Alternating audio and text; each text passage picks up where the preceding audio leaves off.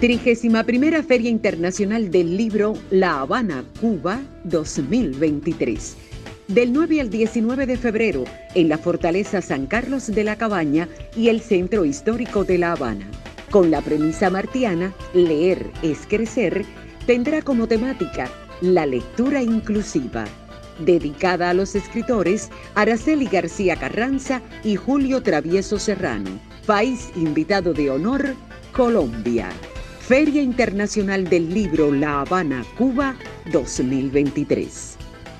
Leer es crecer. Muy buenos días. Como siempre digo, bienvenidas y bienvenidos a la Biblioteca Nacional de Cuba José Martí. Hoy,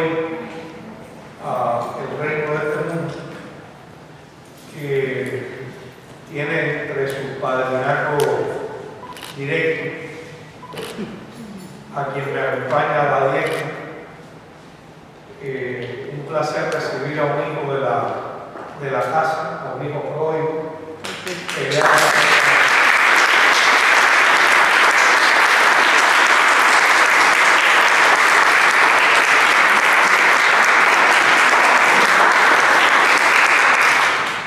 para mí en lo personal es además un placer de ese orden, no solo un placer institucional por nuestra bellísima relación de amistad desde los tiempos del Ateneo de Santiago de Cuba y el hoy miembro de la Dirección Nacional de la Asociación Hermanos 6. La presidenta nos enroló rápidamente, tempranamente, en esa participación, que creo que puedo decir a nombre de ambos que fue decisiva en nuestra vida, en nuestro modo de participar y de entender la gestión cultural, política, cívica en la patria, la verdad.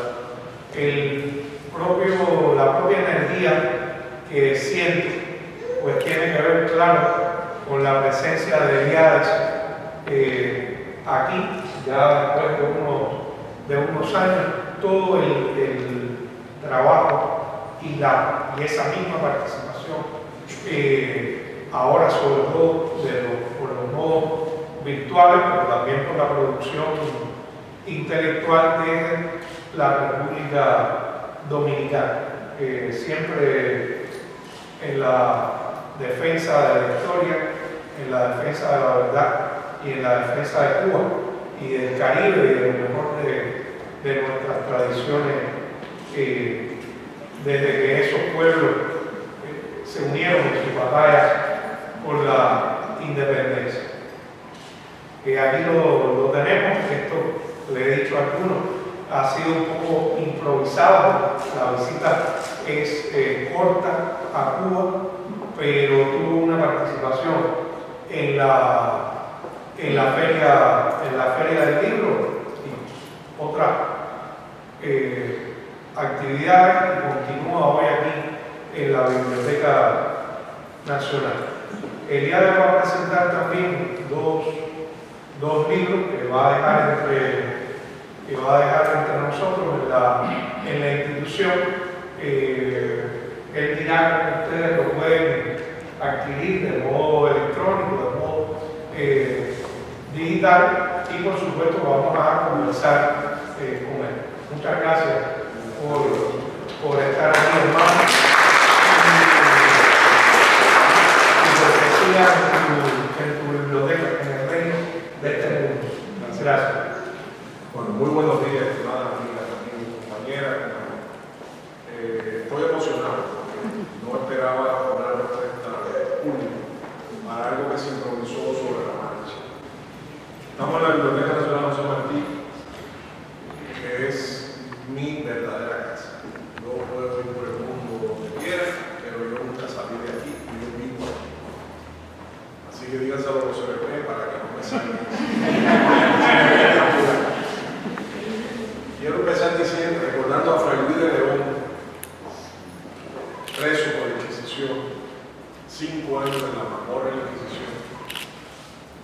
después de su cátedra en Valencia, al ser liberado, regresa a la cátedra y la primera conferencia que le da sobre el mundo dice, como decíamos ayer, es decir, aquí no han pasado años, ni 5, ni 10, ni 20, estamos en el mismo punto donde lo dejamos. Y ustedes, al estar aquí, me lo dicen.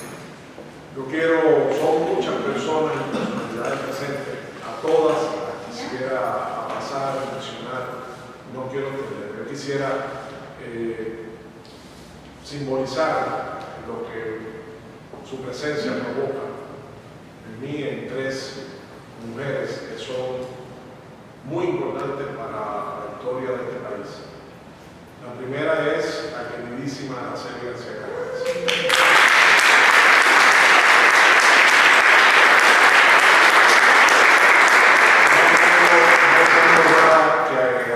Sencillamente se le ha dedicado con toda justicia a la Feria del Libro a una figura como Araceli. Y Araceli no solamente es la gran bibliógrafa cubana, la dama de la bibliografía cubana, sino es una de las mejores personas que he conocido en mi vida. Así que doblemente agradecido a Araceli por su presencia con usted, está Josefina, y por nosotros también. Muchas gracias.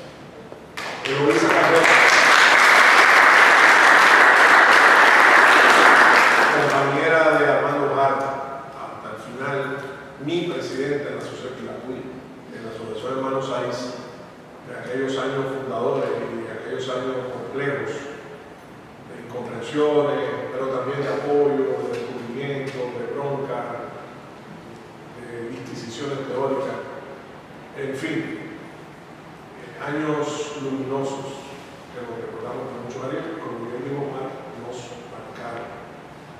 Pero dije 3 mujeres, para ser 4. Aquí está Elena Freire, que desde el exilio, patriótico, cubano. Elena, levante la mano, por favor.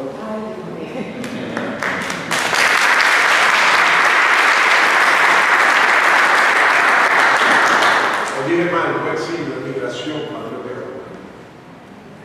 Es asombroso, decía Omar y Fernández, estábamos hablando ahorita, la cantidad de cubanos patriotas que no tienen ningún problema con Cuba, que no tienen problema con la revolución, que no tienen problema con el país, que viven fuera de Cuba por razones diversas, respetables la mayoría.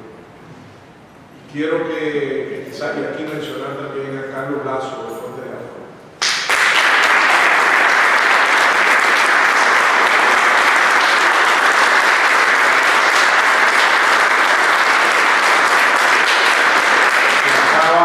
De traer a la patria de vuelta a un joven que tuvo un accidente y está mal, y su madre pidió a través de lo que tenemos que hacer, regresar para que la patria lo arropara y para que su pueblo le diera el calor que, aunque haya mucho dinero en otros lugares, no es igual nunca. Y quería por último mencionar a mi primera bisnieta que no conocía y acabo de conocer aquí, que está aquí.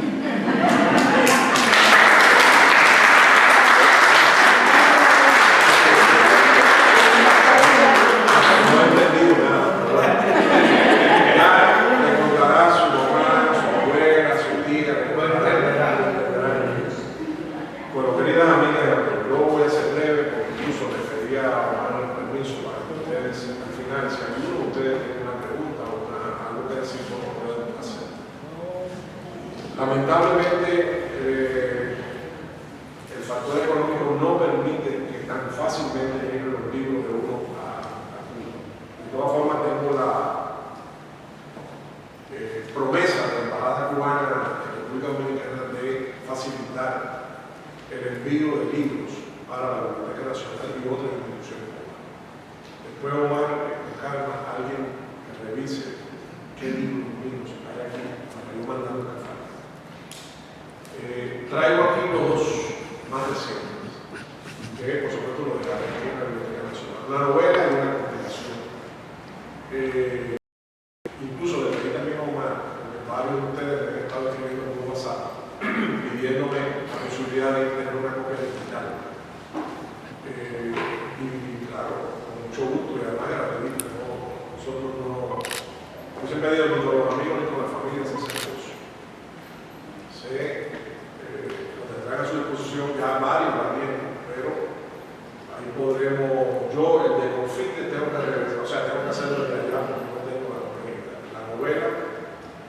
sí la tengo, y también de ñapa. Pueden ser los 3 tomos escritos aquí con Pablo Llave, que está aquí, historiador, cubano, patriota, que tenemos 3 tomos de una obra titulada Fugas Equivocadas. Pato Machado, Batista y Trujillo, una historia de violencia y traición, que narra o documenta las instancias de 6 meses de Machado, de la Dominicana atrás, la Revolución del 33, y la instancia de 8 meses de Batista, muy accidentada en República Dominicana, que le costaron además $6 millones, que Trujillo le arrancó con malos métodos de Trujillo, y tuvo que salir corriendo de allí. O sea, Eisenhower, él tuvo suerte, porque escogió el último tren. Trujillo estaba desquiciado y empezó a matar a su actor, a la preso. En muy poco tiempo mató al ministro de Trabajo, que fue el ministro de Trabajo, por una sospecha de infidencia con Tax Schultz, terrorista norteamericano, que la CIA, Ramón Andrés Batista, se llamaba, y había matado un mes antes.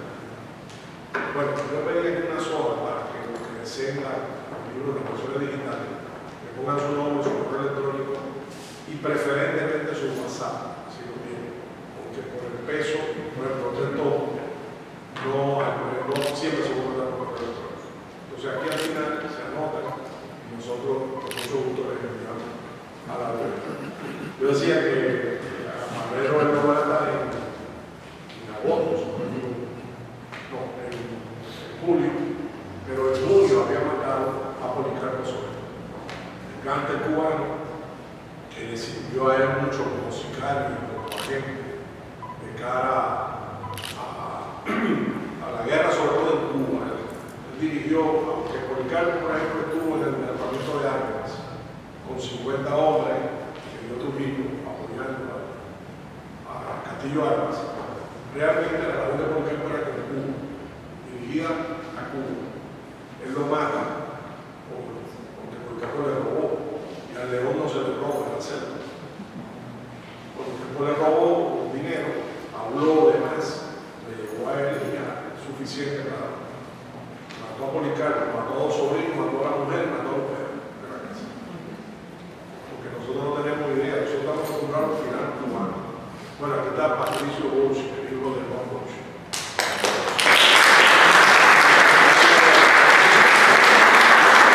El compañero de la familia Bosch, mi compañero aquí, y Patricio sabe bien de qué estamos hablando, cuando hablamos de una tiranía sin parangón en América. O sea, que podían desaparecer. En Cuba mataba a un joven en la calle con su familia, generalmente en el frío. Trujillo desaparecía la familia completa para que tuviese venganza, familias completas. No se sabe la cantidad de víctimas, se habla de 50.000, yo pienso que son mucho más. Y además porque era un poder omnímodo, allí no había prensa, aquí todavía había que otra prensa, un Chivas, un Guido García Inclán, no sé, una organización clandestina, allí no había nada de eso. Aquí había una campana de cristal sobre un país en la cual él manejaba todo su autonomía, nombraba, quitaba, ponía, mataba, violaba, lo que fuera, y no había consecuencias. Basta decir que al morir el 30 de mayo del 61 en un atentado que no es realizado ni por patriotas ni por, decimos ahora, bueno, la libertad, sí, el año de la libertad y todo lo verdad. El pueblo se benefició con la muerte de Trujillo, aunque no desmontaron el Trujillano.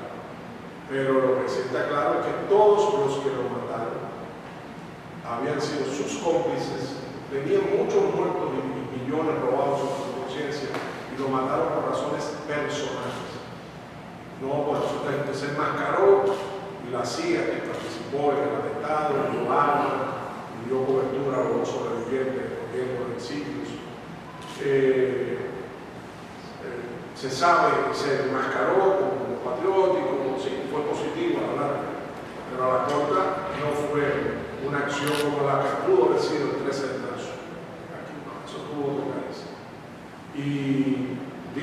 decir que cuando muere Trujillo, el 42% del Producto Interno Bruto dominicano era de 42, casi la mitad de todo lo que se producía en bienes y servicios de un año le pertenecía directamente a Trujillo. Así que eso no nos consuela los cubanos por los tiranos que hemos tenido, pero sí nos dice que pudo ser peor, como la industrialidad. Bueno, aquí hay dos libros. Primero me voy a referir brevemente a Jardín de las Llaves, que es una novela, la tercera novela publicada, que se desarrolla precisamente en 1932 en la República Dominicana. Narra en alguna medida la gran amistad y afinidad existente entre Trujillo y Machado, entre el tirano que era ya decano, casi prácticamente, con la muerte de Juan Vicente Gómez, en Venezuela, el decano en América, Trujillo, y le llegaron a decir, en efecto, Machado, y la amistad que tuvieron secreta, y cómo colaboraban en la represión contra su pueblo. Hemos publicado otros libros, entre ellos La telaraña cubana de Trujillo, que documenta la correspondencia secreta a través de un canal que era el embajador, un inspirado poeta y buen poeta, que era el embajador dominicano en La Habana, cuando Machado era Osvaldo Basile, un cortesano, pero que era machadista y Trujillo, las dos cosas. Entonces él sirvió de bisagra entre ambos tiranos para hacer un pacto secreto que un avispado Trujillo, tirano joven, tirano veterano, le dijo que le corrigió nada por escrito, todo verbal. Porque lo que pasa por la Cancillería se sabe siempre. Tiene razón. Así que desde ese ángulo, pues, había una relación muy estrecha. Pero el eje central, bueno, hay varias, 4 o 5 historias que se van a entender, pero el eje, una de ellas es el plan de secuestro, que aquí aparece como si se hubiese realizado, que en realidad nunca ocurrió, pero sí hubo el plan de secuestrar al hijo de Trujillo en La Habana por 2 años. Ramfi, que luego fue su heredero, Ramfi Trujillo, también un criminal, un padre, un psicópata. Teniendo 2 años, vino a La Habana a tratarse médicamente, junto con la querida de Trujillo, que luego fue su esposa, la gallega María Los Ángeles,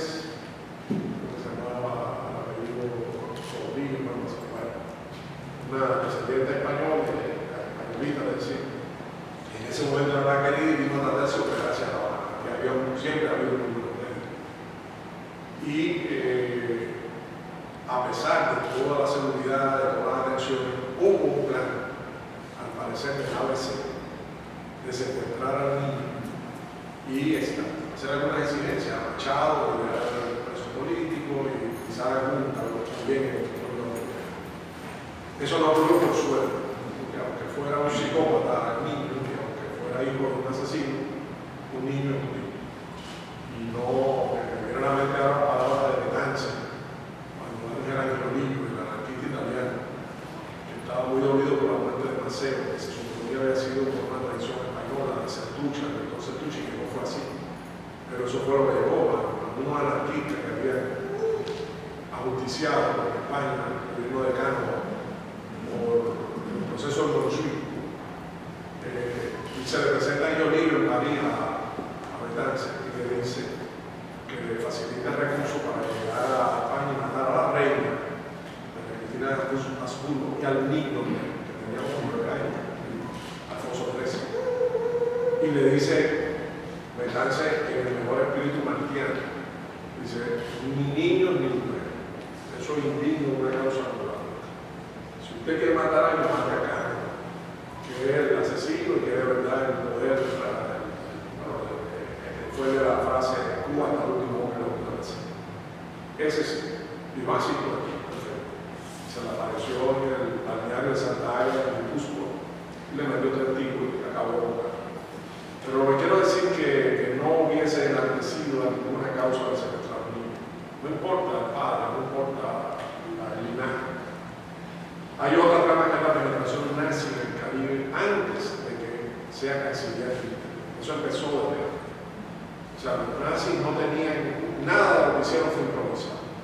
Había una escuela de geopolítica como Hofer, general en Múnich, que desde el año 22 publicaba una revista, por lo tanto en el 33, cuando llega Hitler todavía esa revista tiene muchísimos números y ha venido analizando la situación geopolítica de todos los territorios de la Tierra. O sea, si ellos iban a implantar un gobierno mundial, un Reich mundial, como era la idea, que durara un milenio en el plan, si lo iban a hacer, ellos tenían que saber dónde estaba el cobre, dónde estaba el níquel, dónde estaba, qué alimentos podían tener los soldados, dónde había ganado, dónde había azúcar, o sea, no se producía azúcar, dónde estaba el tabaco. Pero tenía una visión mundial, sabían qué querían de cada territorio. Y los mandan el libro aparece en la novela, aparece una versión de que lo que querían de Cuba era azúcar, por supuesto, café, tabaco. Y asombrosamente casado. El casado no pesa, el casado no se corrompe, el casado pierde la mochila de los soldados un alimento energético de primera. Bueno, pues casado. Y plata de la República Dominicana, que por supuesto que debo decir que son los mejores que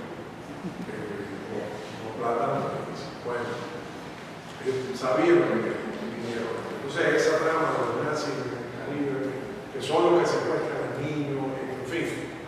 Y también hay una trama interesante, que para mí me fue interesante, que es que Trujillo, con su diabólica astucia, capaz de poner a su servicio a los más refinados intelectuales del país, sin tener que asustarlo, solamente con su capacidad de encanto, con lo que digan, pues descubre una especie de grupos secretos en su entorno, que eran los herederos de unas cofradías ancestrales que vienen del antiguo Egipto, de los escribas.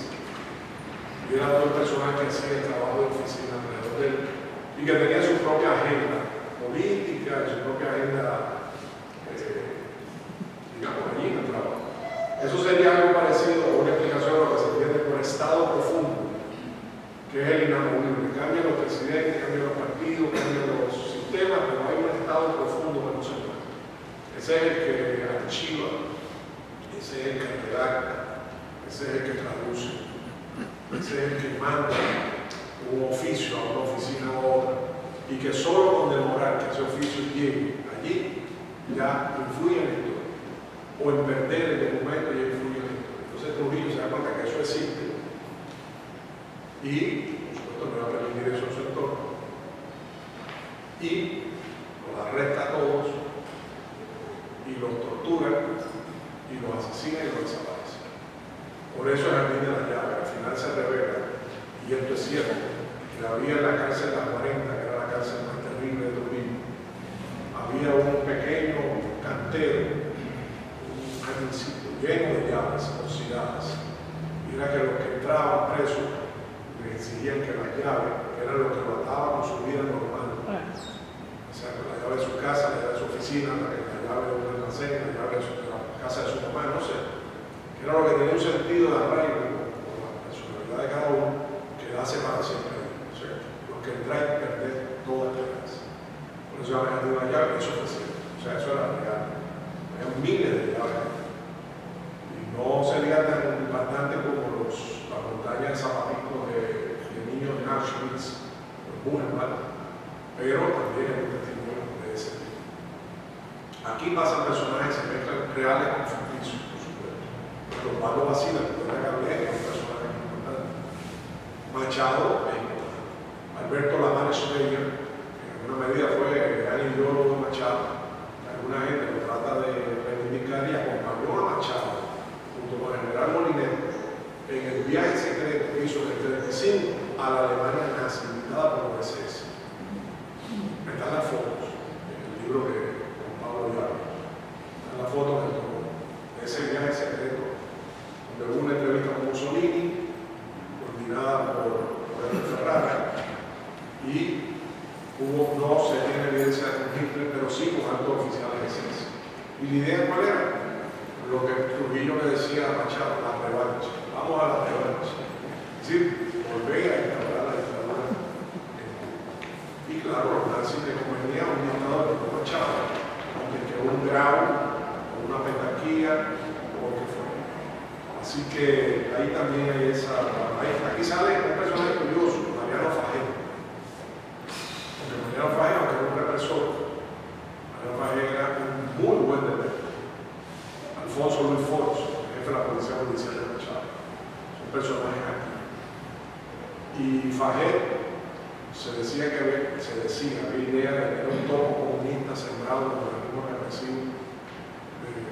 Después fue un criminal, pero fue el hombre que descubrió al único, al espía alemán aquí, el único espía fusilado en el hemisferio occidental en esos años. Bueno, esa es la trama, que es la historia de amor, la historia de misterio, bueno, hay una faceta que se habla poco, que es el ocultismo de los nazis. O sea, el cultivo de la magia negra, la ciencia oculta, y la contraposición aquí en La Habana, en el Capitolio, que fue un papel importante, la imagen del ángel rebelde, el dato esa que fue la portada hace muchos años de Alma Mater, de Meyer. Esto es una trama sobre el ocultismo inglés en La Habana, inventado por Aleister Crowley, el gran ocultista inglés, que es el verdadero creador de este símbolo, no es Churchill, que es un conjuro contra los nazis, contra la magia negra nazi. Y está Ponce Bottendorf, que era uno de los ocultistas de ahí.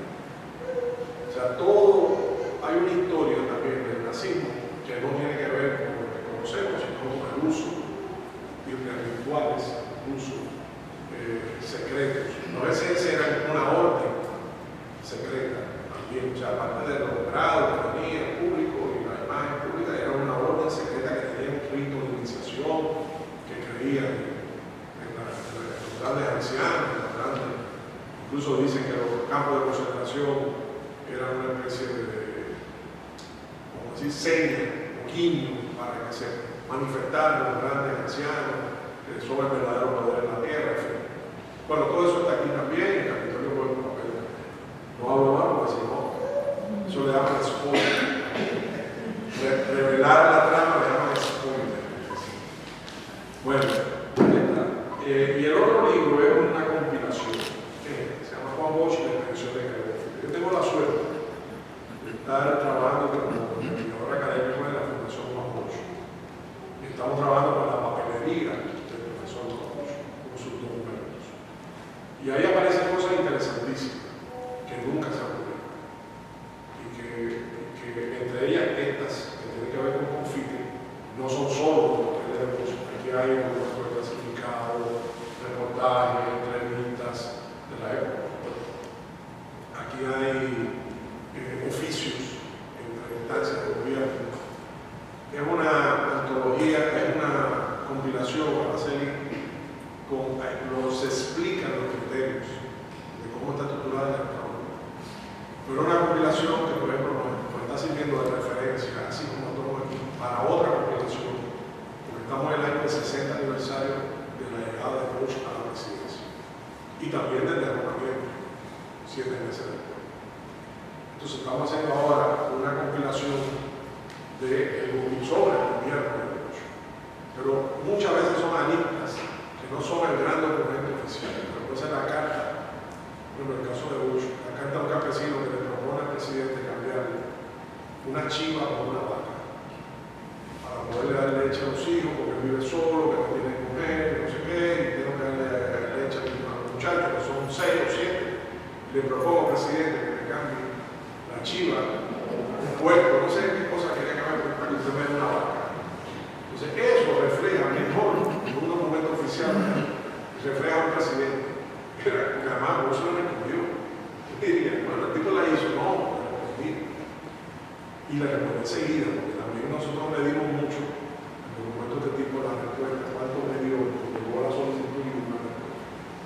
Para que tengan una idea del Estado dominicano bajo Trujillo, que era terror, 3 días entre que tú escribías y Trujillo. La respuesta puede ser negativa.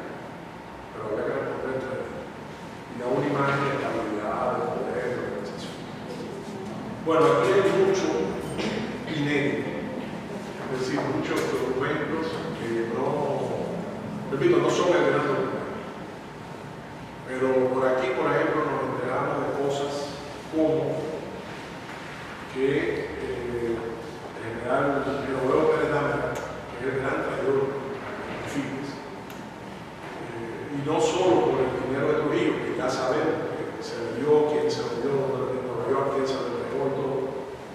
Eso se sabe, está documentado. Pero que Genoveva Pérez Dávila trabajaba para Trujillo desde el 45. O sea, la expedición fue en el 47.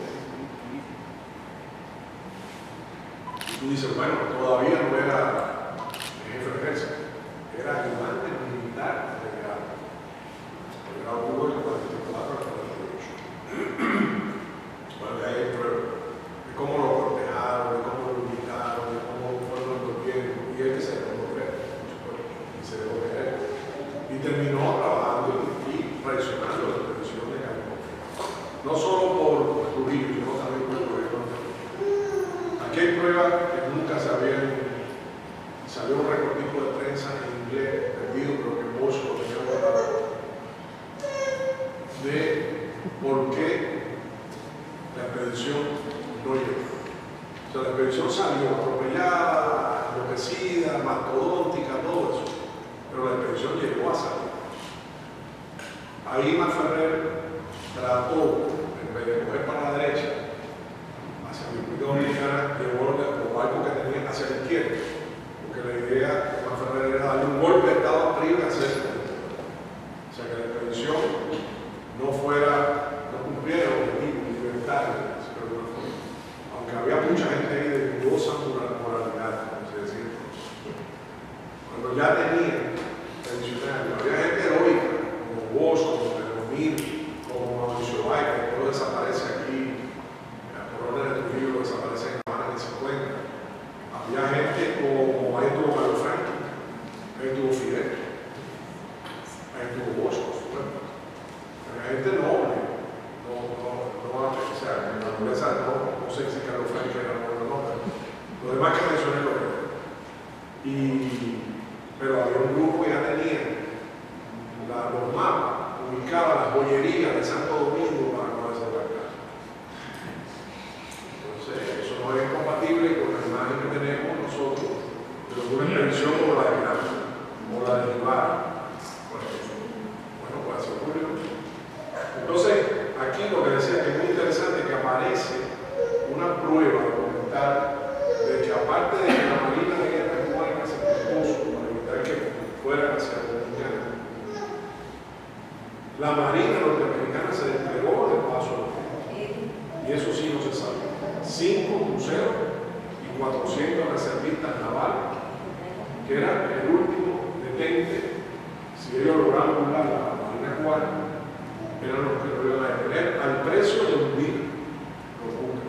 O sea, no se iba a permitir. Y no se iba a permitir, bueno, estaban protegiendo un tirano como Trujillo, que era su tirano.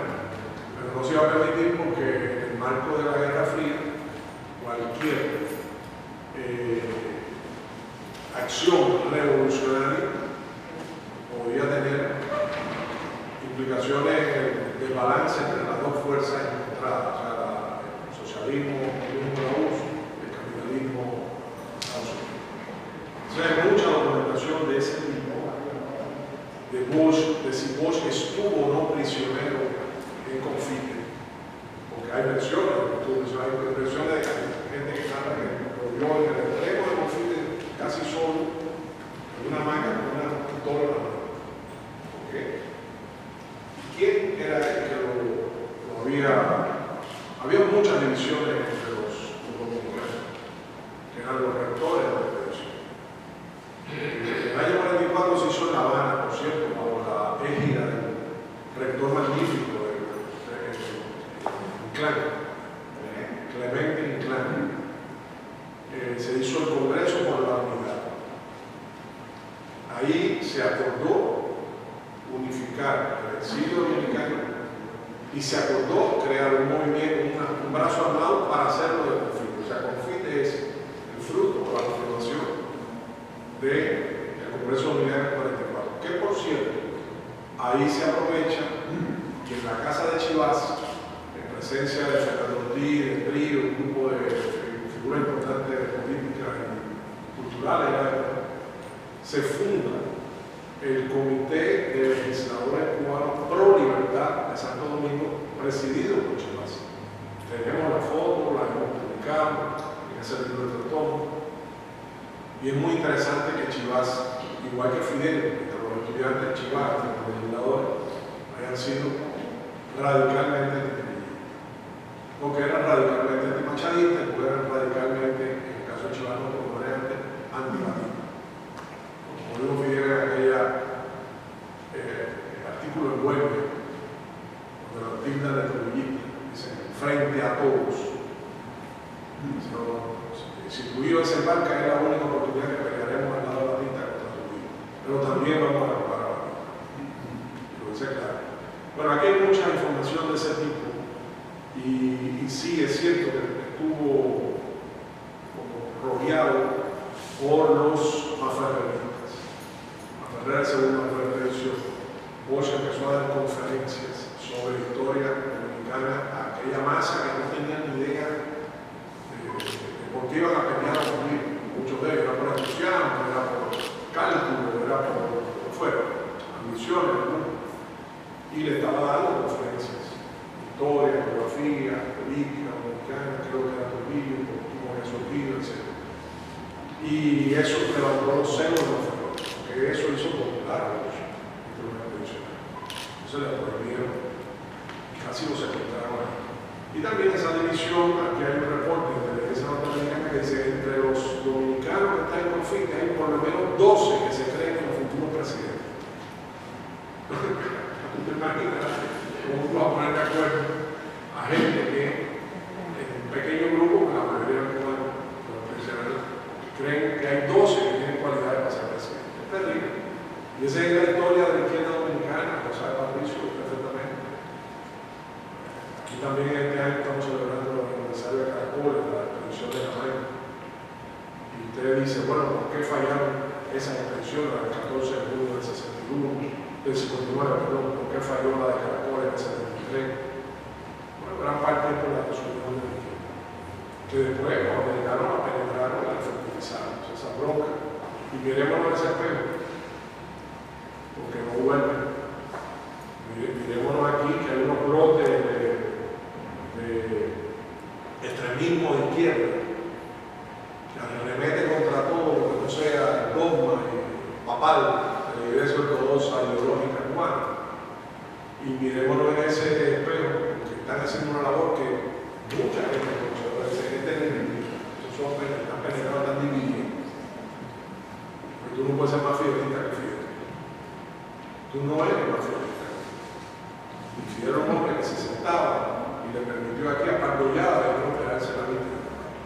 Cuando Pardollada aceptó, ahí lo vimos en la revista Bohemia, en el programa de Pensar la Historia, que los invito a los que puedan, todos los días a las 8 de la noche, en YouTube, en Facebook, hay 4 canales de Facebook, y en Telegram al día siguiente para ahorrar datos sobre la obra.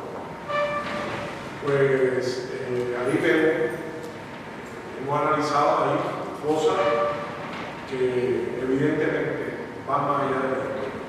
Porque que Miami diga que Cuba antes se construyó una tacita de oro, yo lo puedo entender. Pero que tú arremetas en nombre de una supuesta ortodoxia de izquierda contra una política como la de Fidel, que fue de unir y de sumar, no de restar. Aquí está Hassan Pérez Casabona. Aquí está Israel Roa, de Buena Fe. Ya hablé de Carlos Lazo. No está aquí más Leslie, porque se operó, venía a la feria, a hacer un panel y no pudo operar. Además, perdió una hija hace 15 días. Y que arremetan contra, que la derecha arremeta contra esos movimientos, esos proyectos, eso es lógico, o sea, esa es su tarea. Pero que arremeta contra Israel Roa, contra Carlos Lazo, contra Marlene, contra Elena Freire, contra Ramonel Portiosó, decía que Max era un verdadero fidelista. No iba a remeter contra pensar la historia. Yo soy un defenestrado que vivo en Plantilla.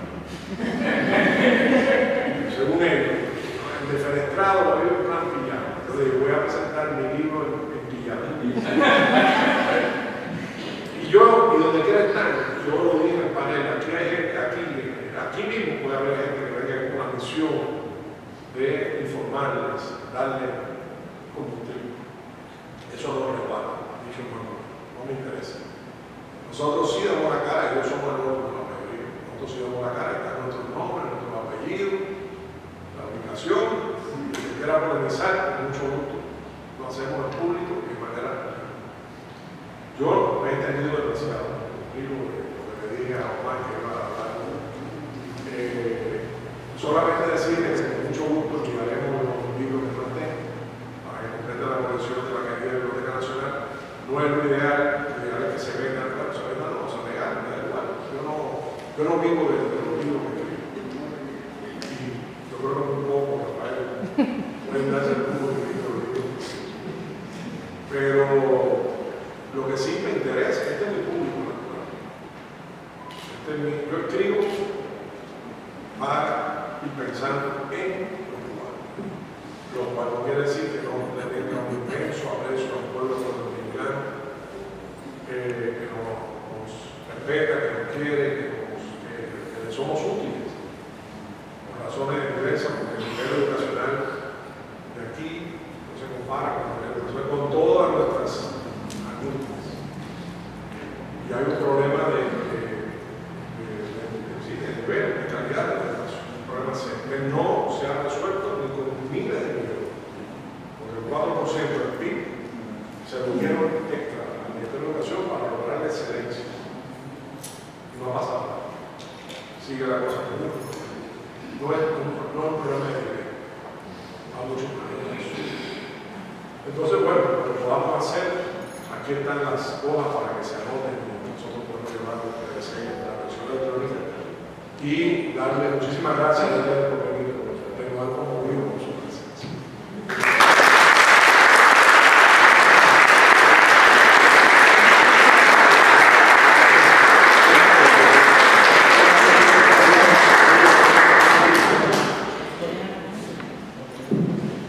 Gracias, Elvia. Yo quiero que le entregue esos dos libros a Marisa para que directamente vayan a... Marisa puede venir aquí a recibirlo. Sí, por supuesto. Con la foto para que sufran. Y Marisa, encárgate de revisar qué nos falta de guiar, además del ingreso Para que sufran.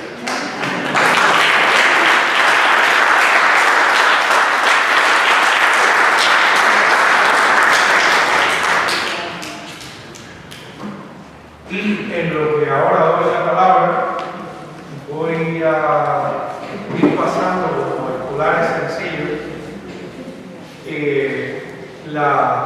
las hojas para que ustedes anoten correo, números por WhatsApp, etcétera, canales de Telegram, etcétera, para que ya pueda ir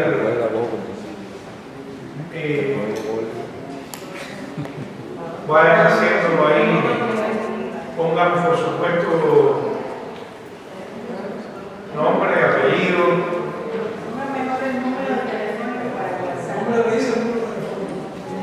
Ajá. Entonces,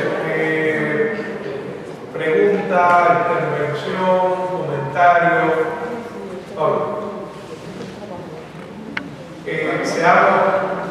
Seamos breves para que puedan, seguramente varias personas van a intervenir, seamos breves para que más puedan hacer. De manera muy breve, sin usar el micrófono.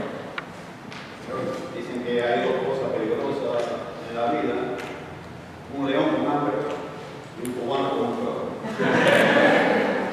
Bueno, vamos a apartar el micrófono.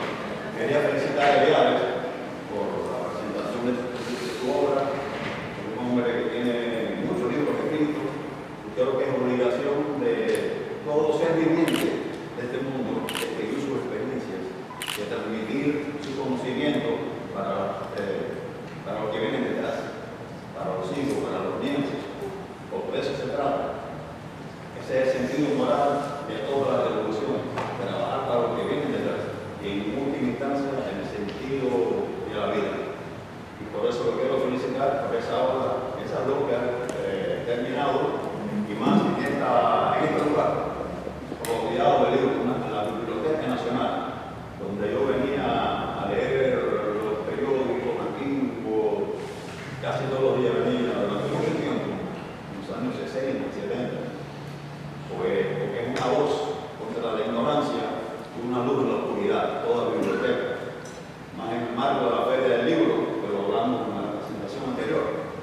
Yo he participado en muchas ferias del libro, en distintos lugares, aquí en La Habana, en Madrid, en República Dominicana, y algo que últimamente me ha llamado la atención, y creo que he visto eso.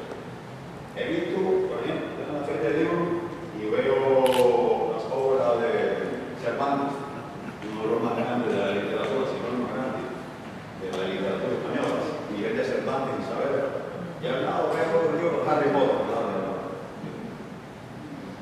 o sea, por eso recuerdo este refrán de un crítico francés del siglo XIX, dime qué lees y te diré qué vienes. O sea que yo lo exhorto todos los días a escribir las experiencias y a leer, correctamente, saber escoger la lectura, aunque todo libro tiene su conocimiento.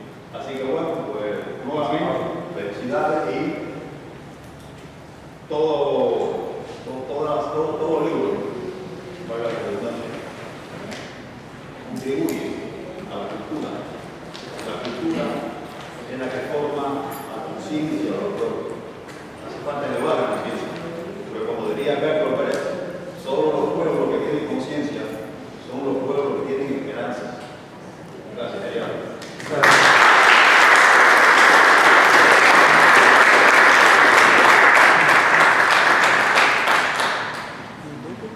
¿Alguien quiere preguntar, comentar? Patricia. Sí, la novela se titula El Jardín de las Llaves. Y la publicación Juan Bosch y la expedición de Canoa.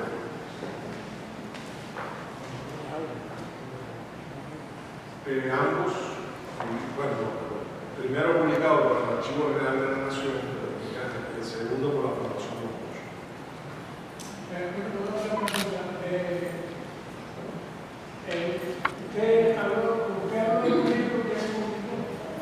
Lo publicamos juntos, tiene 3 tomos, se llaman Fugas Equivocadas. Machado, Patricia de Trujillo, una historia de violencia y tradición. Yo creo que es hasta aquí, creo que son 3 tomos del juego.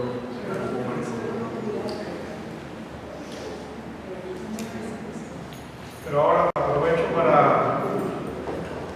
decir a Patricio y a todos, por supuesto, la mediática tiene cada vez más fuerza porque lo tienen en el espacio público, en la manera en que la gente interactúa hoy con los libros, con los documentos, etc. De tal manera que todo aporte, soportes digitales va directamente a parar allí, aparte de lo que nosotros hacemos, y es una manera de tenerlo en la biblioteca y de que se distribuya también con facilidad. Yo te voy a mandar la versión digital de todos y por supuesto la biblioteca de la autorización empresa de publicarlos y informarlos.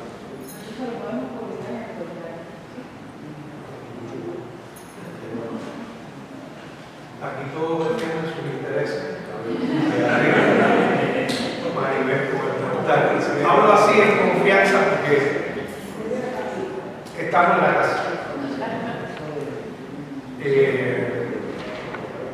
¿Alguien más? ¿Comentario? ¿Alguna pregunta para hacer? Sí, sí.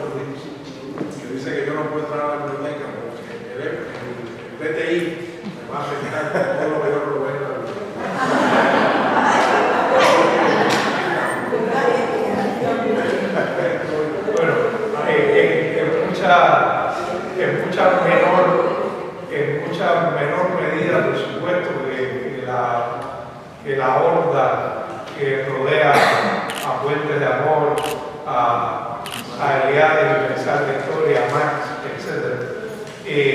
La biblioteca, como toda institución pública y socialista, doblemente, porque una biblioteca es siempre socialista por constitución y esencia. También cada rato recibimos ataques de distintas índoles. A mí no me molestan del todo. Debo decir que el ataque es también una medida del trabajo que se está haciendo y el papel que se está cumpliendo. Siempre pienso que las hordas fascistas reaccionan ante, por supuesto, tratar de disminuir todo lo que se hace en el bien de la cultura, en el bien de Cuba, de la humanidad, en definitiva.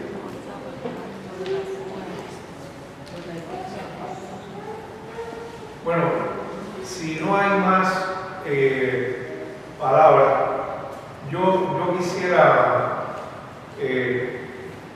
aunque huelga, porque ya lo hemos hecho, repito, en primer lugar con la asistencia, como el propio Eliades ha destacado, y con la atmósfera tan hermosa que compartimos esta mañana, agradecerle mucho a Eliades, porque siempre ha estado cerca, no solo de sus fundaciones, aquí en la biblioteca, ha estado cerca de la biblioteca desde República Dominicana, con el gran trabajo sobre Cuba y Dominicana y otros entornos ha estado haciendo y hace eso en primerísimo lugar. Siempre además de manera cordial, rápida, se le puede consultar cualquier cosa y siempre está a disposición como el gran historiador que es. Estoy seguro que muchos afirmarían aquí conmigo que esos años de Eliades en República Dominicana han alumbrado profundamente la historia conjunta de Cuba y la República Dominicana y el Caribe, como un gran acierto del historiador que es santiaguero natal, además lo que lo conecta doblemente con la República Dominicana. En las instituciones más importantes de la cultura que hay en Santo Domingo, el archivo que ya mencionaste, las distintas organizaciones en torno a vos, la biblioteca, etc. No tengo otra cosa que decir y soy testigo de y por último yo quisiera tener la oportunidad de que Carlos nos dijera algo, porque alguna vez nos hemos encontrado en aeropuertos y siempre le decía, yo sé que sus viajes son muy rápidos y agitados, pero siempre me decía que tenía que hacer la visita y me alegro que sea hoy entre amigos y que nos diga algo desde Puentes de Amor.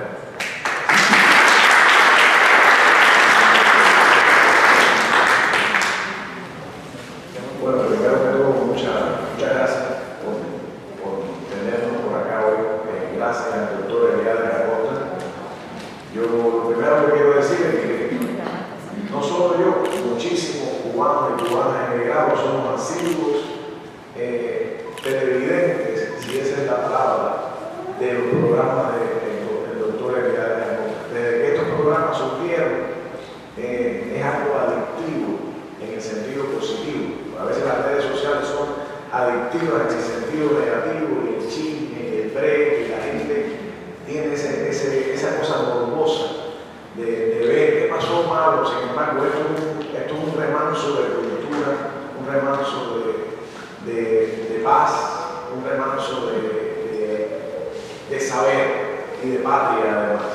Entonces, para mí es un placer primero estar acá, coincidimos, no estamos planificados y nos comunicamos. Yo me comunico muchísimo con el doctor Eliade de Acosta y con el cartero Hugo, que es su editor. Últimamente, además, le quiero agradecer porque doctor Eliade de Acosta y esa Victoria siempre están del lado correcto de la historia y del lado de lo que es justo, y del lado de la patria, y del lado de la defensa de la soberanía y del lado de la familia cubana. Y ha sabido ver la necesidad en este momento de aunar fuerzas entre todos los cubanos y las cubanas de buena voluntad que quieren que se acaben las sanciones que pesan sobre el pueblo cubano, que finalice el bloqueo y que se respete la soberanía nacional y que se construyan puentes a través de los pueblos de Cuba y de Estados Unidos. Y nada, para mí es un honor ser uno más, un estudiante, de llegar ahí, sentarme, casi nunca comento en su programa porque es cuando estoy oyendo, es cuando me toca ponerme un tapón en la boca y abrir los oídos y oír. Así que muchas gracias, profesor. Muchas gracias.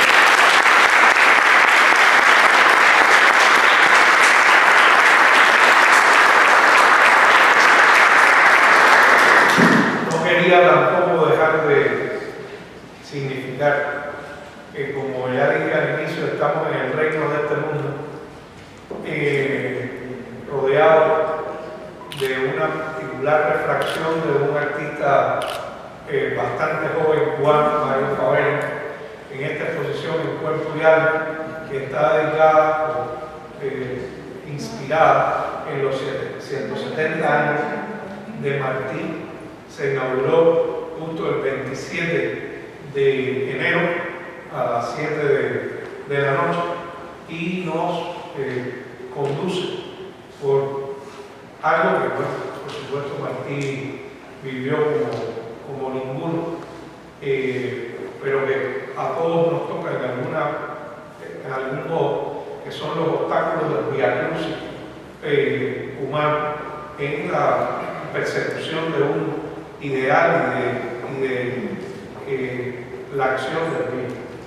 Y no por gusto, ni por casualidad, sino por causalidad estamos aquí con el día esta mañana.